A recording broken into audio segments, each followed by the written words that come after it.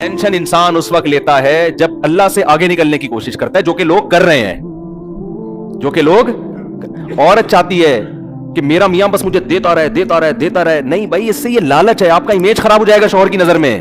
وہ کہے گا میری بیوی لالچی ہے، پیسے پہ نظر لگا کے بیٹھی ہوئی ہے. اس سے ہو سکتا ہے اگر یہ استغنا ہوتا، قناعت ہوتی تو اللہ بہت زیادہ. میں ایسے مردوں کو جانتا ہوں، ان کے دل اتنے بڑے ہیں، وہ کہتے ہیں، مجھے بتاتے ہیں یار اگر میری بیوی میں لالچ نہ ہوتی میں اپنی ساری پراپرٹی اس کے نام کر دیتا، لیکن لالچی ہے، میرا دل نہیں کرتا. اب اس عورت کو کیا پتا کہ تو نے چند پیسوں کی لالچ میں کروڑوں روپے کا اپنا نقصان کر دیا. بعض اولاد قناعت پسند ہوتی ہے، ابا کی جائیدادوں پہ نظر نہیں رکھتی. وہ کہتے ہیں ابا آپ ہم سے لو. باپ کا دل اتنا بڑا ہو جاتا ہے، یار میں سب کچھ ان کے لیے، ان کو زندگی میں دے کے چلا جاتا ہے وہ.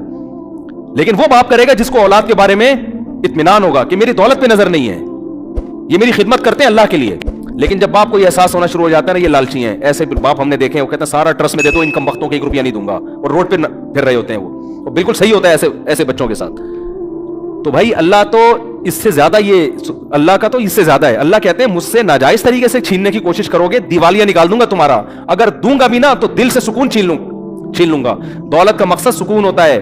دیکھو اللہ اگر ظاہری میں دولت چھینتا رہتا ہے نا تو آزمائش ختم ہو جاتی ہے. ہم کہتے ہیں وہ ناجائز کرتا ہے، دیکھو اتنا وہ تو غریب ہے اور حلال کمانے والے اتنے کروڑ پتی. تو اللہ نے ظاہری طور پر دولت حرام کمانے والوں کو بھی دی ہے، لیکن سکون اللہ نے ان سے چھین لیا ہے. جا کے دیکھو گھروں کے اندر، ہم تو اتنے کیسز آتے ہیں، میاں بیوی میں محبت نہیں ہے، اولاد میں بیوی شوہر مرنے والے انگوٹھے لگوا کے اپنی جائیداد اپنے نام کرا لی. صحیح ہے نا؟ ایسے ایک بزرگ نے ایک بڑا اچھا واقعہ سنایا، بہت زبردست، کہ تقویٰ کسے کہتے ہیں، عورت کو ایسا ہونا چاہیے، تقویٰ اسے کہتے ہیں. یہ سوچ بن جائے نا تو بڑی سکون کی زندگی. تو وہ انہوں نے ایک واقعہ بتایا کہ ایک آدمی نے کہیں چھپ کے شادی کر لی، پرانے زمانے کا واقعہ ہے، اور پہلی بیوی کو نہیں بتایا. جب شادی کی ہے تو موت سے چند دن پہلے بتا دیا ہوگا، یا پتہ چل گیا ہوگا، یا پتہ چلنے کی وجہ سے ہی مرے ہوں گے، واللہ عالم. بہرحال وہ انا للہ ہو گیا ان کو. جیسے پتہ چلا، ان کا چانس یہی ہوتا ہے کہ جب پتہ چلے گا تو اب آپ کی زندگی کے دن بہت تھوڑے سے رہ گئے، انتقال ہو گیا. اب وہ عورت کہیں گاؤں دیہات میں دوسری زوجہ رہتی تھی، تو پہلی کو خیال آیا کہ ٹھیک ہے میرے میاں نے صحیح کیا، غلط کیا، لیکن وراثت میں اس بیوی کا حصہ بہرحال بنتا ہے. آج کل یہ سوچ نہیں ہے، بھائی شرم، یہ میرے لیے حرام ہوگا اگر میں اس کا حصہ کھاؤں. تو جو اس کی وراثت کا بڑا کروڑ پتی آدمی تھا، وہ حصہ لے کر گئی ہے اس پہ دوسری زوجہ کے پاس. وہ یہ کہہ بھی سکتی تھی کہ تو چھپ کے کیا ہے نا، ہم تھوڑی ذمہ دار ہیں، ہمیں تھوڑی بتایا تھا. اس کے پاس حصہ لے کے گئی. یہ جب خدا کا خوف ہوتا ہے نا، لالچ نہیں ہوتی، تو ایسے ہوتا ہے. اور ایسے لوگوں کے لیے اللہ پھر رزق کے دروازے الگ طریقے سے کھولتا ہے. اس کو میں ابھی حدیث سناتا ہوں، اس پہ کیسے اللہ غیب سے رزق کے دروازے کھولتا ہے. اللہ پہلے آزماتا ہے کہ حرام کی طرف مت جاؤ، حرام میں اگر ملے گا بھی نا سکون گیا. لالچ، ہوس، یہ چیزیں انسان میں پیدا ہو جاتی ہیں. تو جب وہ اس کے پاس گئی اور کہا کہ بھائی میرے میاں نے کی ہوئی تھی، ہمیں پتہ چلا، اور اب میں تمہاری وراثت نہیں کھا سکتی، جتنا میرا حصہ اتنا ہی تمہارا. وہ بھی کتنی خاندانی. اس نے کہا کہ آپ کے شوہر نے مجھے 3-4 مہینے پہلے طلاق دے دی تھی. مسئلہ یہ ہے کہ شوہر اگر 1 یا 2 طلاقیں دے اور بیوی کی عدت ہو تو عدت کے دوران عورت کو وراثت ملتی ہے. پھر اگر مرض موت میں طلاق دے دے، اب وہ ایک الگ مسئلہ ہے، لمبی بحث ہے. تو کبھی کوئی مبتلا ہو تو پوچھ لے. میں اس لیے کہہ رہا ہوں کہ ایسا نہ ہو کہ لوگ میرے بیان کو ایک مسئلہ بنا کے بھی پیش کر دیتے ہیں، لیکن عدت بھی ختم ہو چکی تھی. تو انہوں نے اس بات کا بتایا نہیں تھا، لہذا میں ان کی زوجہ نہیں ہوں، میرا حصہ نہیں. کیسی خاندانی عورتیں تھیں کہ نہیں تھیں. وہ الگ بات ہے، ٹینشن سے میاں مر گیا، وہ الگ، وہ تو عورت نہیں پسند کرتی نا، یا ہو سکتا ہے کسی اور وجہ سے مرا ہو.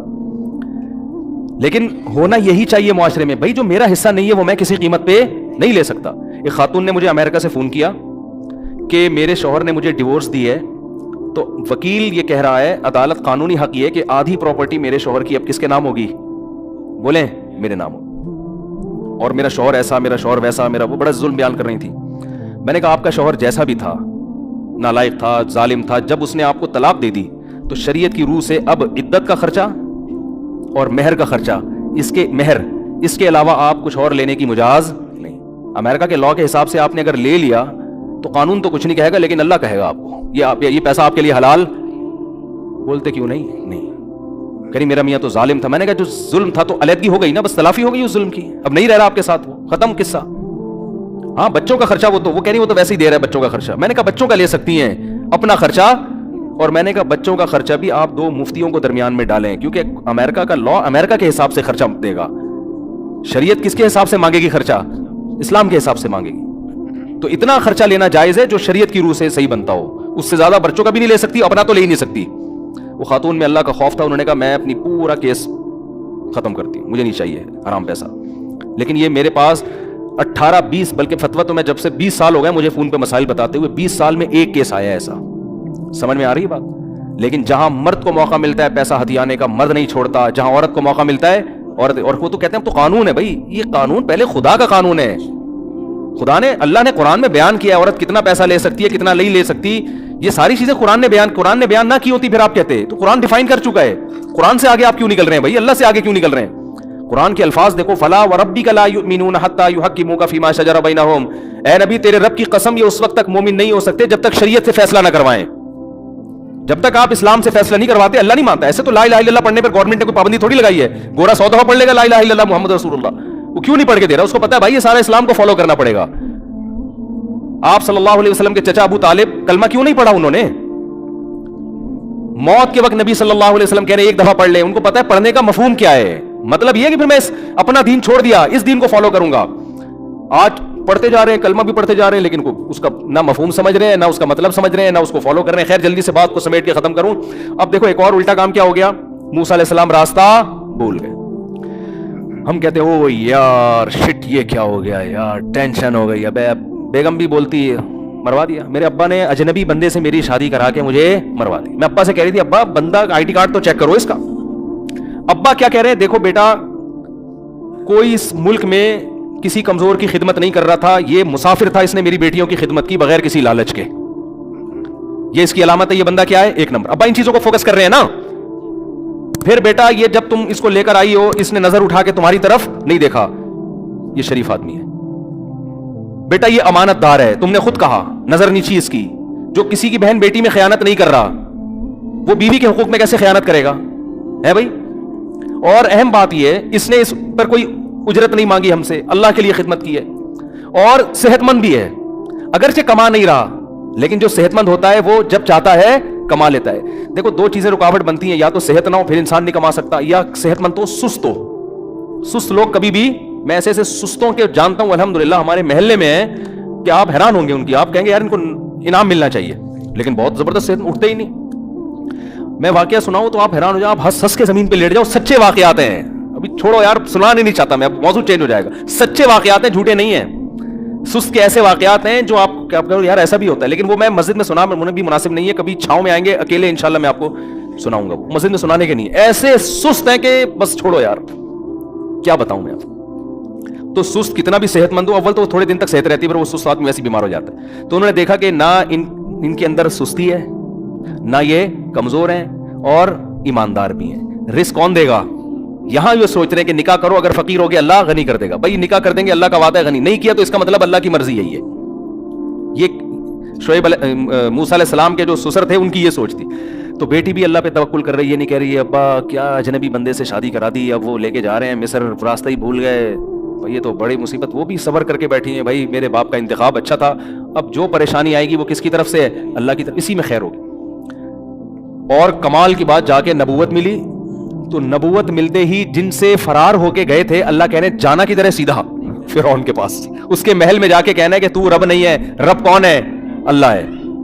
تو یہ تو ایسا ہو گیا کہ میں کہتا ہوں کہ اگر ہم ہوتے, ہم کہتے ہیں اللہ یہ تو بالکل ہی لوجیکل بات ہے تیری, کس طرح کی اللہ باتیں کر رہا ہے. میں موسٹ وانٹیڈ آدمی, مجھے تو وہ بھنک پڑے گی قتل کر دیں گے. اگر تو مجھے یہ کہتا کہ جا کے کسی اور کو دین کی دعوت دے, تو یہ بھی خطرہ تھا کہ فرعون کہے گا میرے ملک میں میری ایک نئی تحریک کھڑی ہو گئی ہے جو دوسرے مذہب کی طرف بلا رہی ہے, اور تو کہہ رہا ہے جا کے بات کس سے کرنی ہے, ڈائریکٹ فرعون سے. تبھی موسیٰ علیہ السلام نے کہا انی قتلت منہم نفسا, اللہ میں نے تو قتل کیا, مجھے مار دیں گے وہ. اور یہ ہے, اور پوری تقریر اللہ نے کہا کلا ہرگز نہیں, جانا پڑے گا تجھے, جانا پڑے گا, اور جا کے اس کو دعوت دینی پڑے گی. اور پھر اتنی آزمائشیں, جب موسیٰ علیہ السلام گئے فرعون کو دعوت دی, جو کچھ آزمائشیں قرآن بیان کر رہا ہے. موسیٰ علیہ السلام بنی اسرائیل کو بھی تسلیاں دے رہے ہیں, اللہ کی مدد آئے گی, اللہ کی مدد آئے گی, ادھر بھی تسلیاں دے رہے ہیں. یہاں تک کہ قرآن کہتا ہے بنی اسرائیل پر اور مصیبتیں شروع کر دی فرعون نے, اور عذاب شروع ہو گئے. یہاں تک کہ بنی اسرائیلی جو حضرت موسیٰ کو پیغمبر مانتے تھے, معجزے دیکھ چکے تھے, کہنے لگے اوذینا من قبل ان تأتینا ومن بعد ما جئتنا, اے موسیٰ تیرے آنے سے ہمیں کوئی فائدہ نہیں ہوا, تیرے آنے سے پہلے بھی عذاب میں اور تیرے آنے کے بعد بھی ہم عذاب میں ہیں. اور حضرت موسیٰ کیا تسلی دے رہے ہیں, عسیٰ ربکم ان یہلک عدوکم, उम्मीद रखो अल्लाह तुम्हारे दुश्मन को हलाक करेगा। ये जो इतने सारी नाकामियां अल्लाह पैदा कर रहा है, नाकाम करने के लिए नहीं। अगर अल्लाह हमें नाकाम करने के लिए कर रहा है, इसका मतलब अल्लाह की नजर में फिरौन बड़ा है और हम अल्लाह की नजर में छोटे। तो फिरौन कैसे बड़ा हो सकता है? वो तो अय्याश है, वो तो जालिम है। ये तवक्कुल चाहिए अल्लाह को अपने बंदों से। बात समझ में आ रही है कि नहीं आ रही है? और ये तवक्कुल हमें अल्लाह को चाहिए निजी जिंदगी में भी, दफ्तरों में भी, घरों में भी, कारोबार में भी, मस्जिदों में भी, हर जगह ये वाला तवक्कुल अल्लाह को हमसे चाहिए कि तुमने काम पूरा करना है, नतीजा किस पे छोड़ना है? अल्लाह पे। गलत भी हो रहा है तो बस सही हो रहा है। समझ में नहीं आ रही मेरा ख्याल है बात? गलत भी हो रहा है तो सही हो रहा है बस, फिर सुकून भी मिलेगा, फिर सही भी होना शुरू हो जाएगा, वरना गलत ही होता रहेगा। और अगर आपने अल्लाह को राजी नहीं किया हुआ ना, फिर अल्लाह की कसम उठा के कहता हूं कि अगर सही भी हो रहा है तो क्या हो रहा है? गलत हो रहा है। ये आपकी खुशफहमी है कि सही हो रहा है? ये आपकी खुश। देखो, जब किसी दुश्मन को आपने बुलाया, आपके दुश्मन ने आपको बुलाया, आपको नहीं पता था कि ये मेरा दुश्मन है, उस वक्त आपको मालूम नहीं था। लोग बता रहे हैं तुम्हारा दुश्मन है, आपको नहीं पता। आप कह रहे हो नहीं यार ये तो मेरा दोस्त है, उसने रसगुल्लों का डब्बा सामने लाके रख दिया, आपने 3 रसगुल्ले खा लिए। बाद में किसी ने साबित कर दिया कि ये कौन था? आपका दुश्मन। आप फौरन उल्टी की गोलियां खाओगे, यार ये रसगुल्ले निकालो, ये इतना बड़ा दुश्मन है, ये तो मुझे कत्ल करने के लिए तलाश कर रहा था। आपको उन रसगुल्लों से बू आना शुरू हो जाएगी, खौफ आना शुरू हो जाएगा। जो अल्लाह वाले लोग होते हैं ना, गुनाह करने के बाद अगर उनको इज्जतें मिलें, पैसे मिलें, गुनाह भी हो रहे हैं फिर भी सब कुछ मिल रहा है, वो उस पैसे से, इज्जत से कभी खुश नहीं होते। कहते हैं अल्लाह कोई मुझे बड़ी तबाही में डालना चाह रहा है। क्योंकि मूसा अलैहिस्सलाम जब फिरौन को दावत दी है तो फिरौन की तरक्की का ग्राफ कम के बजाय और ऊपर जाना शुरू, और बनी इसराइल पर जुल्म का ग्राफ वो भी ऊपर जाना शुरू, यानी वो और तनज़्ज़ुल की तरफ जाना शुरू हो गए।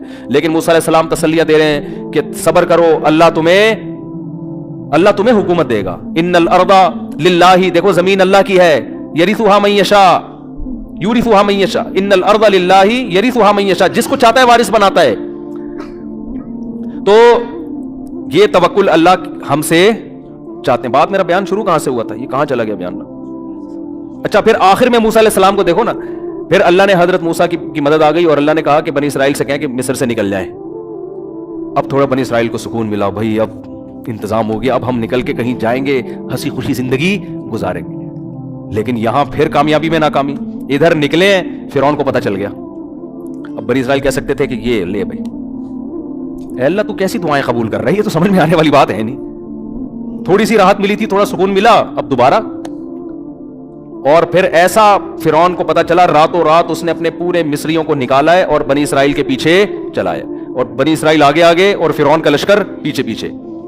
शायद थोड़ी सी उम्मीद थी, 1% चांस था बनी इसराइल को ये ख्याल हो कि हमारी स्पीड फिरौन की स्पीड से क्या है, ज्यादा तेज है। शायद अल्लाह इस तरह से बचाना चाहता हो कि हमारी स्पीड बढ़ा दे। लेकिन आगे क्या है? रास्ता बुला दिया। वही हुआ जो कोई तूर पे हुआ था, रास्ता अल्लाह ने बुला दिया। आगे पानी है। अब बनी इसराइल ने कहा मूसा इन्ना लमुदरकून, पकड़े गए। असल में कहना चाह रहे थे मरवा दिया, पहले तो कम से कम कुछ तो जिंदगी खाने को रोट, अब तो ये पकड़ के ऐसा मारेगा। मूसा अलैहिस्सलाम क्या कह रहे हैं? कल्ला, हरगिज़, इन्ना मई रब्बी, मेरे साथ कौन है? रब। हजरत मूसा ने यहां ये नहीं कहा हम सब के साथ रब है। देखो नबी सल्लल्लाहु अलैहि वसल्लम के साथ जब हजरत अबू बकर थे, दुश्मन ने घेरा गार में, तो आपने अबू बकर को फरमाया ला तहज़न इन्नल्लाह माना, गम ना करो, हम हमारे साथ कौन है? अल्लाह है, मेरे साथ भी है, तुम्हारी भी मदद करेगा। इधर मूसा अलैहिस्सलाम को जब बनी इसराइल ने कहा फंस गए, तो मूसा अलैहिस्सलाम ने ये नहीं कहा हमारे साथ रब है, कहा मेरे साथ कौन है? रब। उलमा ने नुक्ता लिखा है कि मूसा अलैहिस्सलाम को यकीन नहीं था कि ये कौम बचेगी, क्योंकि देख रही है कि इतने मोजज़े देख लिए, अल्लाह हर मुश्किल से निकालता है, तो अब भी निकालेगा, तवक्कुल करो। अब भी क्या कह रहे हैं? मारे गए। तो इसलिए मूसा अलैहिस्सलाम को डर ये था कि अल्लाह ने तो बचाने के वादे किए हुए, लेकिन इनकी हमाकतों की वजह से कहीं अल्लाह ऐसा ना हो कि इनको यही खत्म कर दे। तो कह रहे हैं मुझे अल्लाह बचाएगा, तुम्हारी कोई गारंटी नहीं है, तुम्हारी हरकतें ऐसी हैं। लेकिन अल्लाह ने बचाया, और जाहिर अल्लाह ने इसलिए बचाया कि मूसा अलैहिस्सलाम को तो अल्लाह ने बनी इसराइल के लिए रखा हुआ था ना। वो जैसे वो गवाह मूसा अलैहिस्सलाम लेकर गए थे कोही तूर पे, बनी इसराइलियों ने कहा था हम जब तक अल्लाह को अपनी आंखों से ना देख लें, तौरात उतरते हुए ना देख लें, हम ईमान नहीं लेकर आएंगे। तो 70 आदमी मूसा अलैहिस्सलाम गवाह के तौर पे ले गए। तो उन गवाहों ने जब तौरात अपनी आंखों से देख ली तो कहने लगे हम अल्लाह को भी देखेंगे। हजरत मूसा को गुस्सा आया, अल्लाह का भी गजब आया, अल्लाह ने उन 70 के 70 को मौत दे दी। कितने नालायक। तो मूसा अलैहिस्सलाम ने कहा अल्लाह जो गवाह थे उनका तो सबका इन्ना लिल्लाह हो गया है, मेरी कौम तो कहेगी कि ये तो गवाही मरवा के आ गए भाई, ये तो और मुझे। फिर अल्लाह ने दोबारा जिंदा किया, उन 70 को अल्लाह ने موسیٰ علیہ السلام, کس سے پتہ چلتا ہے نبی کا وجود کتنی بڑی رحمت ہے. تو بعض دفعہ اللہ بنی اسرائیل کی پرواہ نہیں کر رہے ہیں, اللہ موسیٰ کلیم اللہ کی پرواہ کر رہے ہیں کہ اپنے پیغمبر کو میں اتنی ٹینشن میں نہ ڈالوں, تو چلو ان کو عذاب میں مار دیا, دوبارہ زندہ کرو, ٹھیک ہے نا, چلو بھائی جاؤ دوبارہ جا کے گواہی دو. انہوں نے جا کے گواہی دی, پھر جا کے ہاں بھائی یہ وہی تو ہم نے خود دیکھا ہے پہاڑ پہ جو ہے نا اترتے ہوئے, یہ تورات ہے, یہ موسیٰ علیہ السلام نے کہیں چھپے ہوئی تختیاں نہیں رکھی ہوئی تھی, ہم نے خود اترتے ہوئے دیکھی ہیں, جا کے گواہی دی. تو ان تمام باتوں سے پتہ چلتا ہے بھائی مسلمان کا لائف اسٹائل اور غیر مسلم کے لائف اسٹائل میں زمین آسمان کا فرق ہے. غیر مسلم کیلکولیٹر پہ یقین کرتا ہے, وہ کہتا ہے اتنے پیسے بینک میں, ڈبل روٹی کی قیمت اتنی ہو گئی ہے, اور انڈے اتنے روپے کے ہو گئے ہیں, 2 بچے ہی اچھے. آئی بات سمجھ میں؟ بلکہ وہ 2 بھی کہتا ہے گورنمنٹ پالے, میں کیوں پالوں. بیگم اپنے خرچے پہ چائے بنائے گی, میں اپنے خرچے پہ چائے بناؤں گا. میں اپنا پیسہ ایکچولی میں اپنا بزنس کسی کے ساتھ شیئر نہیں کر سکتا. I am main of money, اس طرح کے ڈائلاگ بھی بولے جاتے ہیں, میں پیسے کا غلام. مسلمان کیا کرتا ہے, ادھر جیب میں پیسہ آیا, اس کو سمجھ میں نہیں آ رہا تو کھلائے کس کو, وہ بیٹھے وہ مدرسوں میں خرچ کرتا ہے, وہ مسجدوں میں خرچ کرتا ہے, وہ بیوی بچوں پہ خرچ کرتا ہے, وہ ساس پہ خرچ کرتا ہے, ٹھیک ہے نا, وہ سسر پہ خرچ کرتا ہے. بس اتنا وہ احتیاط کرتا ہے کہ کل کسی اور کے سامنے بھیک مانگنی نہ پڑے. جب اس سے پوچھا جاتا ہے یار تم کیا, یار تم نے سارے محلے کا ٹھیکہ لیا ہوا ہے, تو کہتے ہیں کھلانے والا کون ہے بھائی, اللہ. تو پھر لوگ کہتے ہیں وہ آدمی تو سخی تھا, غریب ہو گیا. تو یہ متاثر نہیں ہوتا ایسی باتوں سے, کہ بھائی غربت امیری اللہ کے ہاتھ میں, اگر اللہ کی مرضی سے ہو گیا تو اسی میں خیر ہوگی انشاءاللہ.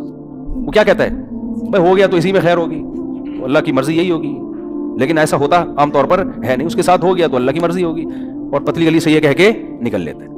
اور جو لبرل لوگ ہیں نا, جو مذہب کو نہیں مانتے, کیلکولیشن, ٹینشن, اتنی دولتیں لوگوں نے اکٹھی کی ہوئی ہیں, اتنی دولتیں, اور پھر میرے یعنی واقعات آتے ہیں نا, یار تمہارے 1 کروڑ ڈوب گیا تو تم ٹینشن میں کس بات, تمہارے پاس 20 کروڑ رکھے ہوئے ہیں, کیا ہو گیا.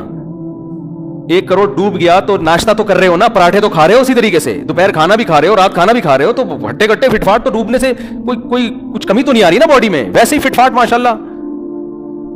لوگ پتہ کیا کہتے ہیں, بس آخری بات بیان کر کے بیان ختم کرتا ہوں. لوگ کہتے ہیں یار بیگم تو اسی لائف اسٹائل کی عادی ہو گئی ہے نا, بزنس میں لاس ہو گیا تو بیگم کو کیسے کھلائیں. یہ بہت بڑا مسئلہ ہے میرڈ آدمی کے لیے, کہ کاروبار میں لاس ہو گیا ہے, ہمارا اب لائف اسٹائل کو اب تھوڑا سا نیچے آ گیا, بچے اسی کے عادی ہو چکے ہیں, اب میں ویسا کھلا نہیں سکتا, اب ٹینشن ہو رہی ہے. کوئی ٹینشن لینے کی ضرورت نہیں, بیگم صاحب کو بتا دیں, بیگم صاحب اب میں یہ کھلا سکتا ہوں, آپ نے رہنا ہے رہیں, نہیں تو پتلی گلی سے.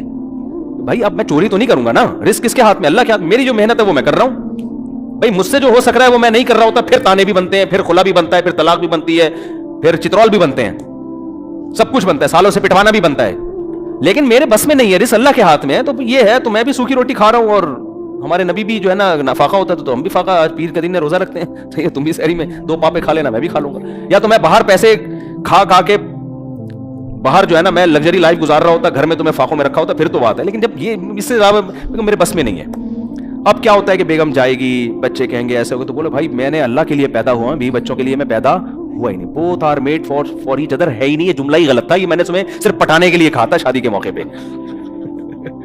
یہ پٹانے کے لیے کہتے ہیں نا, we both are made for each other. وہ بھی کہتی ہے, وہ کیا ایک بڑا اچھا سا جملہ ہے, خیر وہ بھی کہتی ہے ہم بھی اسی لیے بنے ہیں. تو بیگم وہ تو پٹانے کے لیے بناتا ہے, لیکن میں اللہ کے لیے بنا ہوں, مجھے اللہ کو خوش کرنا ہے. اللہ نے کہا ان چیزوں میں ٹینشن نہ لو, ٹینشن صرف آخرت کی رکھو, اس کے علاوہ بیگم میرے ویسے سر کے بال ختم ہو چکے ہیں, ٹینشن لینے کی عمر نہیں ہے. جو کھلا دیا پلا دیا اس پہ اللہ کا شکر ادا کرو, اسی میں گزارا کرنا ہے تو کرو, ورنہ آپ پتلی گلی سے جا سکتی. شریف خاندان کی اچھی ہوگی گزارا کرے گی, نہیں ہوگی تو چلی جائے گی, تو خوشی خوشی. لوگ کہتے ہیں پھر لوگ تانا دیں گے, ابے تو بھائی لوگوں کی پرواہ بالکل نہ کرو. 100 سال پہلے بہت سے لوگ ایسے تھے جن کو بڑی گندی گندی گالیاں پڑا کرتی تھیں, گالیاں دینے والے بھی قبروں میں, اور جن کو دی جا رہی تھی وہ بھی کہاں. نہ عزت کرنے والا رہے گا, نہ جس کی عزت کی جا رہی ہے وہ رہے گا, نہ ذلیل کرنے والا رہے گا, نہ جس کو ذلیل کیا جا رہا ہے وہ رہے گا. سب تھوڑے دنوں کی کہانی, ختم, فنش. نئی نسل آئے گی, اللہ کہے گا اس کے عمل کو اللہ دیکھے گا, اور فرشتے فائلیں لپیٹ کے چلے جائیں گے. آخرت میں پتہ چلے گا کون عزت دار تھا اور کون ناکام تھا, یہ آخرت میں پتہ چلے گا. تو فیملی میٹر میں بھی نا وہ دیکھا کرو کہ میرے بس میں کیا ہے. جو چیز بس میں نہیں ہے اس کی کبھی ٹینشن نہیں لینی ہے. یہ آپ کے بس میں نہیں ہے رزق بڑھانا بھائی, یہ اللہ کے ہاتھ میں ہے. جو آپ کے بس میں اس میں سستی نہ کرو. آپ بڑھ جائے ٹھیک ہے, نہیں بڑھے بھائی اسی پہ ہم خوش ہیں یار, اللہ اسی پہ راضی ہے بس, ٹھیک, کوئی بات نہیں. گولے گنڈے بیچیں گے ہم تھوڑے دنوں میں, کوئی مسئلہ نہیں. دمبوں کا کاروبار کریں گے.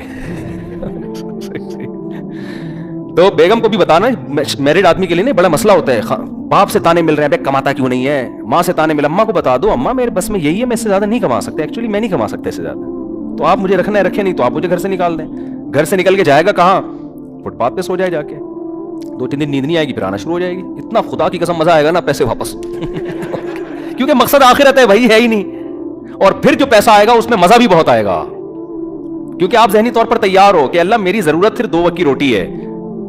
अब जो अल्लाह बंगला देगा, गाड़ियां देगा, तो आदमी कहेगा अल्लाह मैं ना इसका मुस्तहिक हूं, ना मुझे जरूरत है, तो खिलाया जा रहा है। और मैं ऐसे लोगों को भी जानता हूं अल्हम्दुलिल्लाह। एक मेरे पास आके कहते हैं हजरत समझ में नहीं आ रहा, इतना पैसा आ रहा है, समझ में नहीं आ रहा, हम तो ना नेक हैं इतने, और ना जनाब हमने कोई इतनी मेहनत की है, क्या करें? मैं कहता हूं शुक्र अदा करो भाई अल्लाह का, और क्या करो, और नेक बनने की भी कोशिश करो, अगर नहीं हो तो, है ना, शुक्र अदा करो अल्लाह का।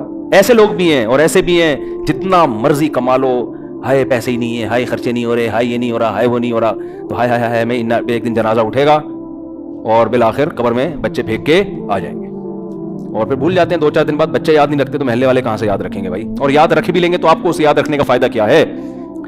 तो असल हदफ क्या है? आखिरत। हजरत हकीमुल उम्मा मौलाना शरफ अली थानवी रहमहुल्लाह फरमाया करते थे कि दीनदारी का जो दर्जा अल्लाह हम सबसे चाहते हैं ना, वो ये है कि अल्लाह की रिजा में अपने आप को इंसान फना कर दे। बस जैसा अल्लाह चाह रहा है वैसा ही होगा। अल्लाह चाह रहा है आपको गरीब रखना, मैं इस गुर्बत पे राजी हूँ। अल्लाह चाह रहा है अमीर रखना, मैं अमीरी पे।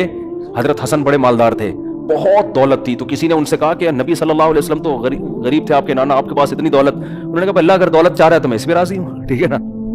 बाज लोग खाम में तकल्लुफ करते हैं ना, एक्चुअली मेरे पास इतना पैसा आ गया, इतनी टेंशन है मुझे, मैं तो गुर्बत की जिंदगी चाह, लेकिन क्या करूं, लोग हदिये दे के चले जाते हैं, तो बिल आखिर मुझे निहारी मगज डाल के खानी पड़ जाती है। आई बात समझे? बाज लोग बुजुर्ग होते हैं, खा बहुत अच्छा रहे होते हैं, जब नेक लोग होते हैं, खा बहुत अच्छा, गाड़ियां बहुत अच्छी, तो जब लोग कहते हैं कि आप इतनी लग्जरी लाइफ स्टाइल, एक्चुअली वो क्या करें यार, मजबूरी है। भाई बोलो है ना, अल्लाह का फजल है यार। जब अल्लाह अच्छी गाड़ी दे रहा है, अच्छा लग्जरी लाइफ स्टाइल, तो तेरे को तकलीफ क्यों हो रही है? मैं निहारी अपने खर्चे पे खा रहा हूं ना, कल मैंने निहारी खाई है, मगज निहारी इसलिए मुझे याद है, हकीकत है। तो अपने खर्चे पे खा रहा हूं ना मैं। अच्छा मैंने तो अपने खर्चे पे ही नीयत थी, लेकिन वो उसने पैसे लिए नहीं। वो कहेगा अपने खर्चे पे नहीं खाई मुफ्ती साहब, ऐसा नहीं करो, बयान सब सुन रहे होते हैं ना, लेकिन मेरी नीयत अल्लाह की कसम अपने खर्चे पे ही थी। वो उस बंदा जानने वाला निकला, उसने लिए नहीं पैसे, तो इस पे भी आपको तकलीफ नहीं होनी चाहिए। अगर वो नहीं ले रहा, एक बंदा मौलवी को फ्री में खिला रहा है, तो अल्लाह खिला रहा है इसका मतलब है, तो आपको इस पे भी तकलीफ नहीं होनी चाहिए। हर चीज पे टेंशन उठा रहे हैं लोग सही है ना। तो ना दूसरे की दौलत देख के चलो, ये समझो कि ये दुनिया दारे फानी है। ये जो लैंड क्रूजर में घूम रहा है, थोड़े दिन ये भी कब्रिस्तान, कब्र के पेट में होगा, और जो फुटपाथ पे सो रहा है वो भी बिलाखिर कब्र के पेट में। मूसा अलैहिस्सलाम मिस्कीनी में जिंदगी गुजर गई, कामयाब हो गए। फिरौन ने दौलत हुकूमत में जिंदगी गुजारी, बर्बाद हो गया वो। तो असल बात अल्लाह को हदफ बनाए इंसान, समझ रहे हो? इससे सबसे पहला इनाम पता है क्या मिलता है? सुकून, इत्मीनान। डिप्रेशन से, स्ट्रेस से आदमी बच जाता है, सुकून की जिंदगी गुजरती है। मैंने दुनियादारों के साथ भी टाइम गुजारा है, अल्लाह वालों के साथ भी। जो बड़ा फर्क मुझे दोनों की जिंदगियों में नजर आया है, वो सुकून का नजर आया है। अहलुल्लाह की जिंदगी में ऐसा सुकून होता है, उनके चेहरे से पता चल रहा होता है सुकून में है ये। और ये जो दीनदारों की तबीयत में मिजा होता है ना, ये भी सुकून की वजह से होता है, समझते हो? जो भी बुजुर्ग लोग हमने देखे, उनकी मिजा की हिस्स बहुत तेज देखी है, ये सुकून की वजह से होता है ना। जब आदमी टेंशन में होता है तो उसको लतीफा सुना, आदमी कहता है मैं तो साला मैं बीवी भाग गई है, तो लतीफा सुना रहा है मेरे सामने बैठ के सही बता रहा हूं। जरूरी नहीं कि जो खुश हो वो दीनदार भी है, ये जरूरी नहीं है। तो लेकिन एक उसूल आम तौर पर ऐसा होता है कि दीनदारों को अल्लाह ने सुकून में रखा हुआ है, और बेदीन लोग सब कुछ हो के भी चेहरों से लग रहा होता है यार ये सुकून में नहीं है, ये हुरलाई में जिंदगी गुजर रही है। हवस लालच, उधर से न छोड़ो उधर से न छोड़ो, टेंशन, इतना कमा कमा के भी टेंशन के छिन ना जाए, फिर छिन ना जाए, जाया ना हो जाए। तो जब अल्लाह के हाथ में खजाने हैं तो भाई अल्लाह देगा, ठीक है, अल्लाह नहीं देगा तो अब क्या, अल्लाह से थोड़ी लड़ सकते हैं, मांगते रहेंगे अल्लाह से। हम अबदियत का तकाजा ये है कि आदमी अल्लाह के सामने फंटर बनने की कोशिश ना करे। ये नहीं कहे कि अल्लाह तेरी मर्जी, तू मुझे दे, नहीं दे मैं तो बस गुजारा नहीं। भाई अल्लाह के सामने अल्लाह मैं मोहताज हूं, मेरे अंदर टेंशनों को बर्दाश्त करने की ताकत नहीं है। अल्लाह को आजिज़ी पसंद है, अल्लाह के सामने फंटरगिरी नहीं होनी चाहिए। अल्लाह मैं मोहताज हूं, मुझे सेहत भी चाहिए, मुझे नेक बीवी भी चाहिए, मुझे सेहतमंद औलाद भी चाहिए, मुझे इज्जत भी चाहिए, और रिस्क में कुशादगी भी चाहिए। वो जो गुर्बत के जरिए तू आजमाता है अल्लाह, वो वसीम भाई को आजमा ले, मुझे छोड़ दे सही है, नाम ना लो लेकिन फरिश्ते समझ जाएंगे किसकी बात कर रहा है। तो अल्लाह मुझे तो कुशादगी, तो अल्लाह से मांगना यही चाहिए, समझ रहे हो? यही मांगनी चाहिए। एक सहाबी को जब पता चला ना सबर की इतनी फजीलत है, तो वो दुआ मांगने लगे, अल्लाह मुझे परेशानियों में डाल दे ताकि फिर मैं सबर करूं। आपने फरमाया ये दुआ मत मांगो, खुद नहीं मांगो अल्लाह से। तो अल्लाह के लिए तो भाई हजरत अय्यूब अलैहिस्सलाम जो थे, बीमार थे, तो सोने की टिड्डियां गिरना शुरू हुई। जब सेहत मिली है ना उनको, तो सारी टिड्डियां जमा कर रहे हैं, गोल्ड। तो अल्लाह ने कहा अय्यूब मैंने तुझे मुस्तगनी नहीं कर दिया, इतनी दौलत दे दी, अब मैं आसमान से टिड्डियां बरसा रहा हूं तो जमा कर रहा है। लेकिन उन्होंने कहा अल्लाह मैं तेरी रहमत से मुस्तगनी नहीं हूं। تو جتنا دے گا میں تو لوں گا, آنے دو بھائی. یہ ایسے ہی جیسے ابا نے آپ کو بہت پیسے دیے, ایک دن ابا نے آپ کو کہا چلو بیٹا میں تمہیں گولا گنڈا کھلاتا ہوں. ابا ایک گلے گنڈے غریب لوگ کھاتے ہیں, مجھے ضرورت نہیں ہے. ابا کو غصہ آئے گا نا, ابا کہے گا تو ہے بہت بڑا فنٹر ہے, ہمیں پتا ہے تو سیٹ کا بیٹا ہے, جب میں تجھے دے رہا ہوں نا تو عزت کے ساتھ لے لیتا. گلا خراب تھا نہیں کھاتا, کسی اور کو کھلا دیتا, لے لیتا آرام سے. سمجھتے ہو کہ نہیں سمجھتے؟ تو اللہ بھی چاہتے ہیں کہ ہم تو ویسے ہی محتاج ہے نا اللہ کے, تو اللہ ہمیں تو سکون کی زندگی چاہیے, ہمارے گناہوں کی سزا نہ ہمیں دنیا میں چاہیے نہ ہمیں آخرت میں چاہیے, ہمیں تو بس معافی چاہیے. یہ اللہ سے مانگو تو اللہ کرے گا بھی انشاءاللہ. ایسے ہی بہت کم اللہ آزماتا ہے, بہت کم لوگوں کو, اور ہمیں تو آزمائش کی طاقت ہی نہیں ہے. بس اللہ سے, اور کبھی کوئی گناہ ہو جائے فوراً توبہ کرو, معاف کر دے اللہ, نہ دنیا میں انتقام لے نہ ہم سے آخرت میں. تو ہمیں بس معاف